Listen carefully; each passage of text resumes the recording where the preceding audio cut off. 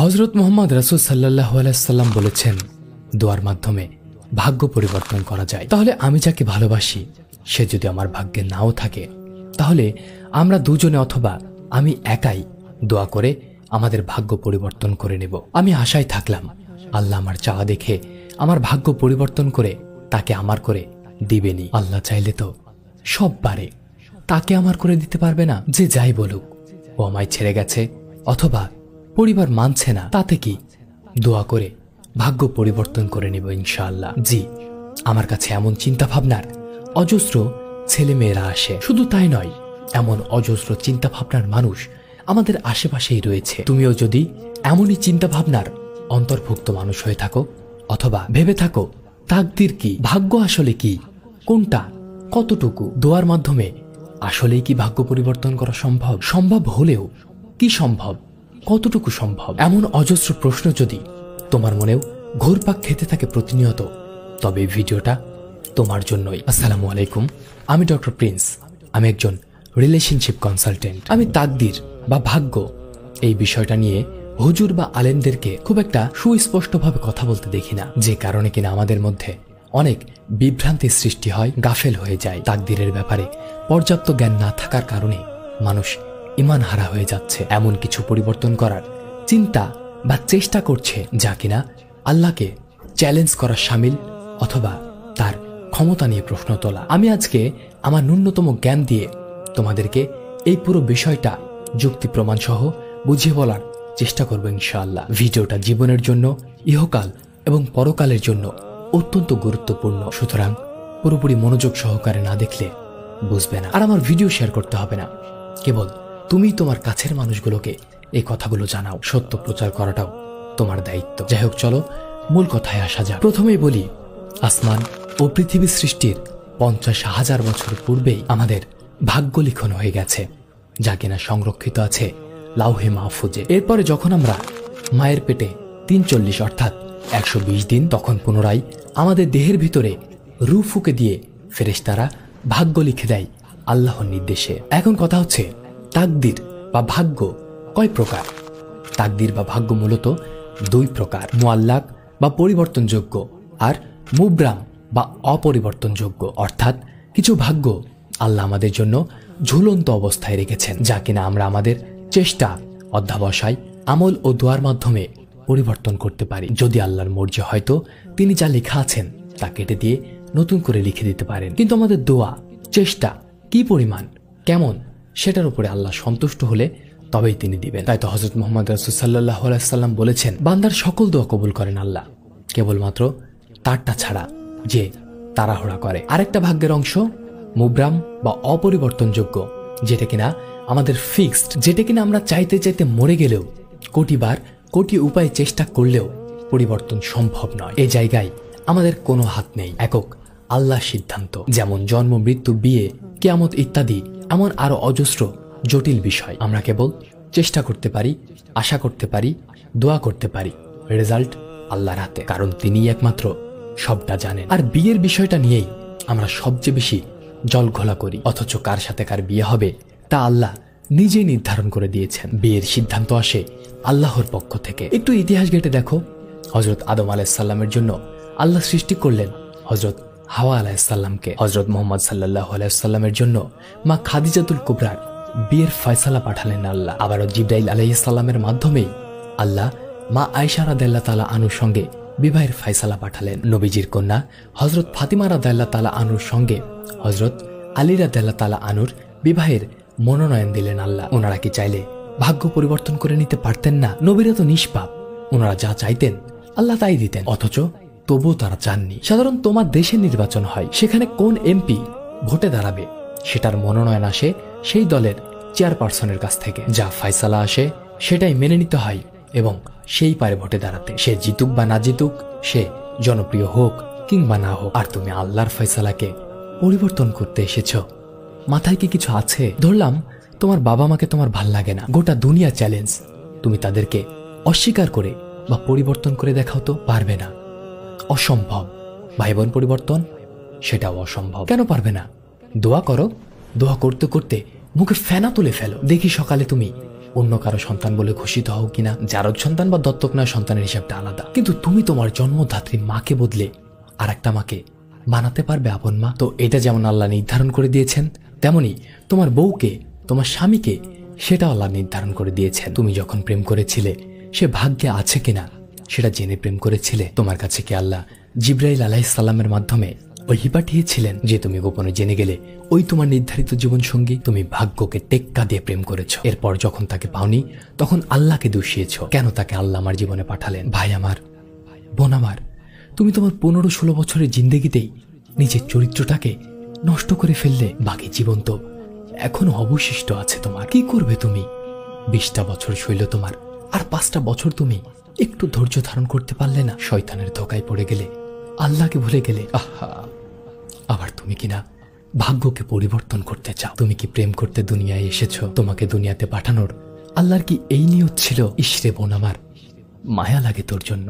তুই একটা ছেলেকে না পেয়ে আত্মহত্যা করলি। ভাই আমার, তুই একটা মেয়েকে হারিয়ে নেশার দিকে ঝুঁকে গেলি। একটাকে পাসনি বলে তোরা প্লে বয় প্লেগার্ল হয়ে আরো অজস্র মাসুম গোলারে নষ্ট করলি, ধোকা দিলি, বেঈমানি করলি, অথচ তুই জানতি সে তোর নয়। আল্লাহ তোকে বলেছে তোর জন্য একজন ঠিক আছে রে বান্দা, তুই চিন্তা করিস না। আল্লাহ বলেছেন আমার বান্দারে তুই কেন চিন্তা করবি যে তোর একজন সঙ্গী দরকার? তোকে আমি না বানিয়েছি? আমি তো জানি তোর কাকে দরকার, কেমন দরকার। তোকে আমি জান্নাত থেকে দুনিয়াতে পাঠিয়ে কোটি কোটি মাখলুকাত সৃষ্টি করলাম রে বান্দা। ফল দিলাম, ফুল দিলাম, পশু পাখি দিলাম, তোর বিনোদনের জন্য, তোর রিফ্রেশমেন্টের জন্য সমুদ্র দিলাম, পাহাড় দিলাম, তোর নিঃশ্বাসের জন্য বাতাস দিলাম, তোর খেদমতের জন্য নিয়োজিত করলাম আমার কত অজস্র সৃষ্টি। এত সুন্দর সুন্দর অপূর্ব অতুলনীয় জিনিস রে বান্দা। তোর একজন সঙ্গী প্রয়োজন, আমি তোর এইটুকু কি বুঝতাম না? তুই না চাইতে তোকে আমি এত কিছু দিলাম, তবু তুই আমার দিকে আঙুল তুলিস। আমি কেন তোকে তাকে পাইয়ে দিলাম না? ওরে বেঈমান, তুই যাকে চেয়েছিলি সে তো অন্য কারো শান্তি তৃপ্তির বস্তু। তুই জানতি সে তোকে ভালোবাসে রে পাগল। আমি আল্লাহ তো জানি কার মনে কি চলে, আমি তো অন্তর্যামী। আমি জানি তোর ওই প্রেমিকা তোকে ঘুম পাড়িয়ে দিয়ে অন্য একটা পরপুরুষের সাথে সারা রাত প্রেম আলাপে মেতে থাকতো। আমি তো জানি রে বান্দি, তুই যাকে তোর জান প্রাণ দিয়ে ভালোবাসিস, তোর সেই প্রেমিক তোকে ছেড়ে অন্য একটা মেয়ের সাথে রুম ডেট করতে চায়, অজস্র মেয়ের সাথে অশ্লীল মেসেজে লিপ্ত থাকে। তুই কি জানিস তোর লাভার, তুই যাকে লাইফ লাইন বলিস, সে তোর সাথে জাস্ট টাইম পাস করে, তোকে ঠকায়? আমি তো জানি। আরে আমার বান্দা, আমার বান্দি, দুনিয়ায় কে এমন আছে যে তোকে আমার চাইতে বেশি ভালোবাসে? অথচ তুই আমাকেই ভুলে গেলি। তুই আমার ভয়ে পর্দা করিস না, তুই পর্দা করিস তোর প্রেমিকের ভয়ে। তুই আমার জন্য নেশা ছাড়িস না, ছাড়িস প্রেমিকার জন্য। তুই আমার সাথে কথা বলতে বা আমার মহব্বতে তাহাজ্জুদে উঠিস না, উঠিস তোর প্রেমিক প্রেমিকা তোকে ডেকে দেয় বলে। তারপরেও আমি আমার বান্দাকে ছেড়ে যাইনি। আমি চাই না আমার বান্দা বান্দির জীবনে এমন একজন প্রতারক আসুক। আমি তো দুনিয়ায় কত উদাহরণ সৃষ্টি করে দিলাম। ওই যে দেখ, তোর এলাকায় একটা মেয়ে পিতামাতার অবাধ্য হয়ে প্রেম করে বিয়ে করেছিল। তার স্বামী মাদকাসক্ত, তার স্বামী অন্যত্র পরকিয়া করে, নেশা করে এসে মারধর করে। না সে সইতে পারল, আর না সে কাউকে বলতে পারল। অল্প বয়সে দুঃখে কষ্টে আক্ষেপে আত্মহত্যা করে মরল। তুই কি আমার চাইতেও তোর ভালোটা বেশি বুঝিস? ওরে বোকা বান্দা বান্দি আমার, আমি তোকে যখন সৃষ্টি করলাম, শয়তান আমার জালালিয়াতের কসম করে বলল সে তোকে পথভ্রষ্ট করবে। আর আমি তখন আমার জালালিয়াতের কসম করে বললাম, আমার বান্দা যতই বড় পাপী হোক, যতই বড় গুনাহগার হোক, তার মাপ চাইতে দেরি, কিন্তু আমার মাফ করতে দেরি নাই। শুধু তাই নয়, আমি তার সমস্ত পাপকে, সমস্ত গুনাহকে নেকিতে বদলে দেব। আমি তোকে নিয়ে এত ভাবি, আর তুই আমার উপর এইটুকু আস্থা রাখতে পারলি না। আমি গোটা জান্নাত সাজিয়ে রেখেছি তোর জন্য, জান্নাতে হোর দিয়েছি তোর জন্য। এমন কোনো ইচ্ছে নেই তোর যা আমি জান্নাতে পুরা করব না। কার জন্য করলাম আমি বান্দা? তুই একটা ভুল মানুষের জন্য আমার দিকে আঙুল তুললি। আরে আমি ছাড়া কে আছে তোর? কে এমন আছে যে তোকে আমার চাইতেও বেশি ভালোবাসে? আজ তুই বিপদে পড়লে তোর বন্ধু আগায় না। তুই দেখিসনি আমি করোনা ভাইরাস দিয়েছিলাম, শুধু তোর বাপ মা তোর কাছে ঘেসে নাই, তোর স্ত্রী সন্তান স্বামী ভাই বোন তোর কাছে ভিড়ে নাই। তুই বৃদ্ধ হলে বিছানা নষ্ট করে ফেলবি বলে তোর সন্তান তোকে বাইরে ফেলে দেয়। তোর শরীরে পচন ধরলে তোর পরিবার পরিজন তোকে ঘৃণা করে, কিন্তু আমি আল্লাহ তোকে ঘৃণা করি না রে বান্দা। তুই কালো বলে তোর বাপ মা তোকে অভিশাপ করে, আমি করি না। আমি আল্লাহ ছাড়া কেউ তোর আপন না, অথচ তুই আমাকেই ভুলে গেলি। আমার সিদ্ধান্তে পরিবর্তন আনতে চাস একটা হারাম সম্পর্কের জন্য। ভাই আমার, বোন আমার, দয়া করে অন্তত আজকের পর থেকে এই কাজটা করো না। তুমি প্রেম করে বিয়ে করতে গেলে কেন? তুমি কেন হালাল মানুষটাকে অবৈধভাবে পেতে গেলে? আমি জানি না আর কিভাবে বুঝালে তোমরা বুঝবে হারামে সুখ নেই। আর কিছুই বলার নেই। কথাগুলো বলতে গিয়ে আমার রুহ কেঁপে উঠেছে। আমি নিজেও কখনো এত গভীরভাবে ভাবিনি। জানি না, হয়তো এখনো আমরা আল্লাহকে ঠিকভাবে চিনে উঠতে পারিনি। হায় আফসোস, আল্লাহ মাফ করুক। যাকে পাওয়ার আমি তাকেই পাবো, কিয়ামত চলে এলেও পাবো। কি দরকার তাকে হারাম ভাবে পাওয়ার চেষ্টা করার? যারা পেয়েছ তারা তওবা করে মাপ চেয়ে নিও। যারা পাওনি এখনো, তারা আল্লাহর জন্য মাপ চেয়ে হারাম থেকে বের হয়ে এসো। দোয়া করো তোমার জন্য যাকে সৃষ্টি তাকে যেন আল্লাহ তোমাকে দ্রুত পাইয়ে দেন। এতে আল্লাহ তোমার প্রতি আরো বেশি খুশি হবে। তুমি নামাজ পড়ো না, রোজা করো না, দাড়ি রাখো না, নেশা করো, জুয়া খেলো, অজস্র অগণিত হারাম এবং পাপের মধ্যে ডুবে থাকো, অথচ তুমি কিনা দোয়া করে ভাগ্য পরিবর্তন করতে চাও। হারামে লিপ্ত থেকে কোনো দোয়া কবুল হবে কুসমিন কালেও না। এই প্রেম করা অবস্থায় মরলে তুমি জাহান্নামী। তোমার নামাজ, রোজা, দান, সদকা কিচ্ছু কাজে এলো না। তোমার সব দোয়া গেটের বাইরেই রয়ে গেল। স্রেফ তোমার একটা ভুলের কারণে তোমার জীবনের কত চাওয়া আল্লাহর কাছে অপূর্ণ রয়ে গেল। মানসিক শান্তিটাও জুটল না। আল্লাহ আমাদের সবাইকে হেদায়েত দান করুন, আমিন। আসসালামু আলাইকুম।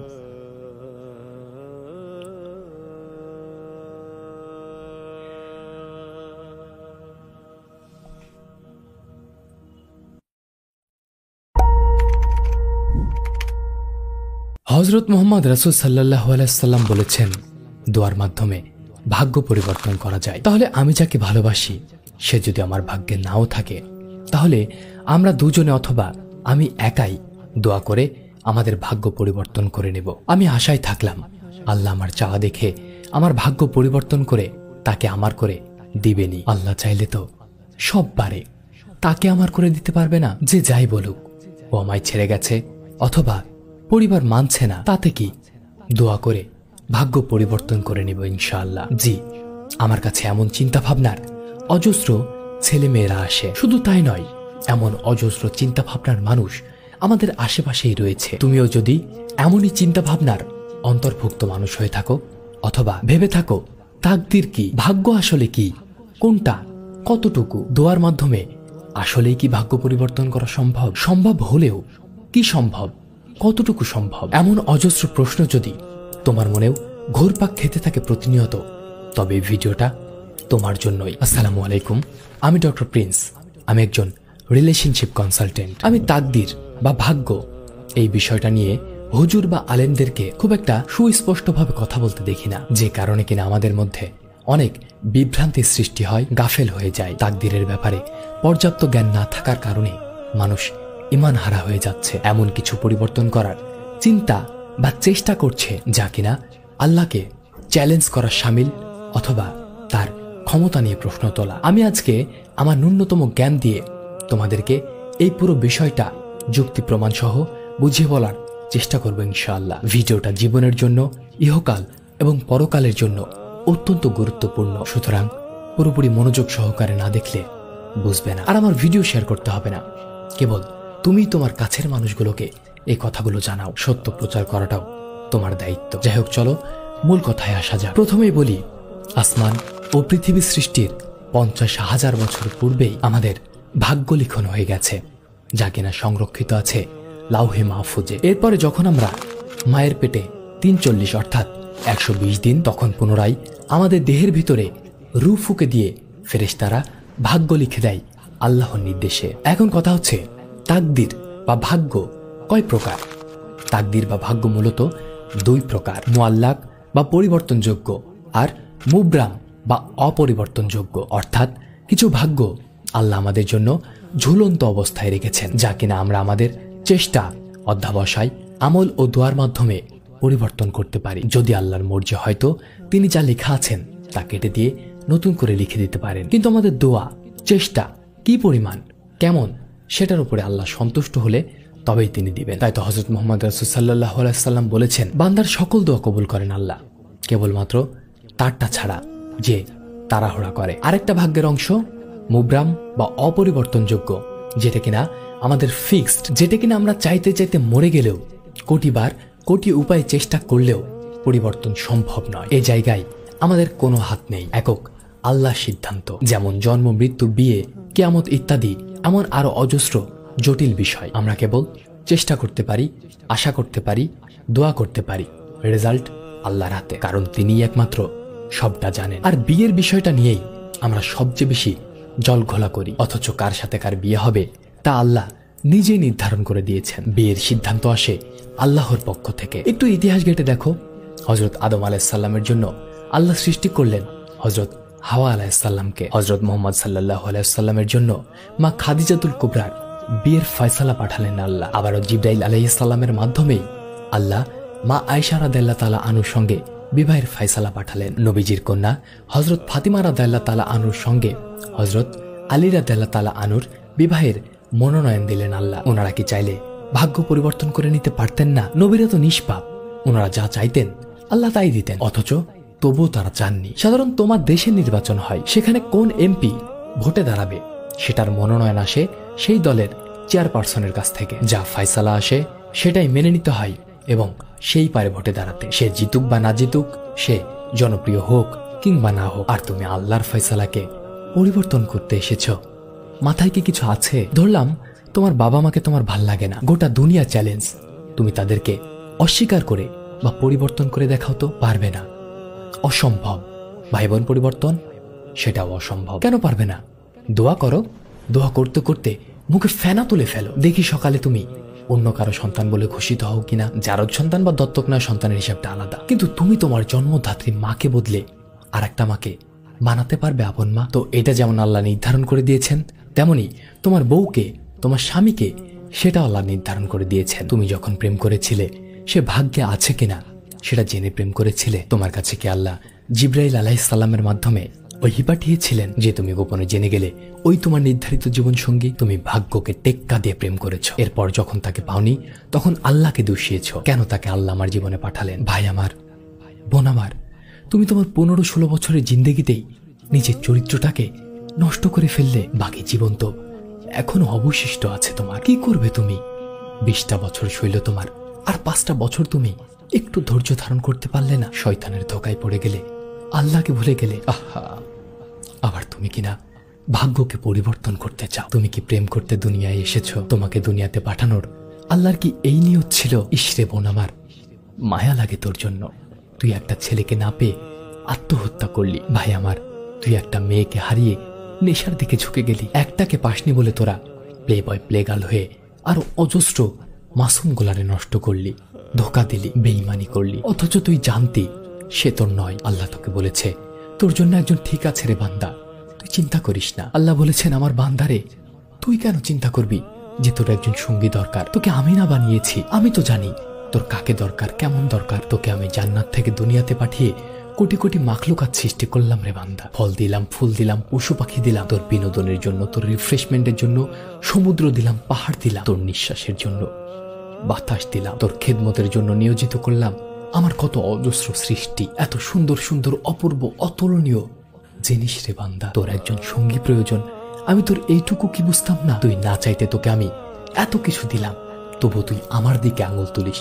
আমি কেন তোকে তাকে পাইয়ে দিলাম না? ওরে বেঈমান, তুই যাকে চেয়েছিলি সে তো অন্য কারো শান্তি তৃপ্তির বস্তু। তুই জানতি সে তোকে ভালোবাসে রে পাগল। আমি আল্লাহ তো জানি কার মনে কি চলে, আমি তো অন্তর্যামী। আমি জানি তোর ওই প্রেমিকা তোকে ঘুম পাড়িয়ে দিয়ে অন্য একটা পরপুরুষের সাথে সারা রাত প্রেম আলাপে মেতে থাকতো। আমি তো জানি রে বান্দি, তুই যাকে তোর জান প্রাণ দিয়ে ভালোবাসিস, তোর সেই প্রেমিক তোকে ছেড়ে অন্য একটা মেয়ের সাথে রুম ডেট করতে চায়, অজস্র মেয়ের সাথে অশ্লীল মেসেজে লিপ্ত থাকে। তুই কি জানিস তোর লাভার, তুই যাকে লাইফ লাইন বলিস, সে তোর সাথে জাস্ট টাইম পাস করে, তোকে ঠকায়? আমি তো জানি। আরে আমার বান্দা, আমার বান্দি, দুনিয়ায় কে এমন আছে যে তোকে আমার চাইতে বেশি ভালোবাসে? অথচ তুই আমাকেই বলে গেলি। তুই আমার ভয়ে পর্দা করিস না, তুই পর্দা করিস তোর প্রেমিকের ভয়ে। তুই আমার জন্য নেশা ছাড়িস না, ছাড়িস প্রেমিকার জন্য। তুই আমার সাথে কথা বলতে বা আমার মহব্বতে তাহাজ্জুদে উঠিস না, উঠিস তোর প্রেমিক প্রেমিকা তোকে ডেকে দেয় বলে। তারপরেও আমি আমার বান্দাকে